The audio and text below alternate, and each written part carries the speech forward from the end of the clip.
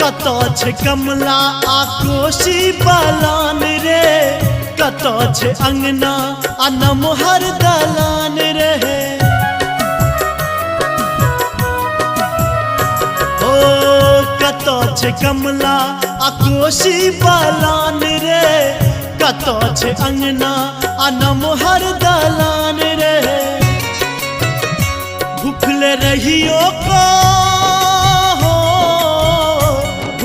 रहियो कसुतबई अपने दलान चले चले रुमीता, अपन मिथिला धाम चले चले रुमीता, अपन मिथिला धाम चले चले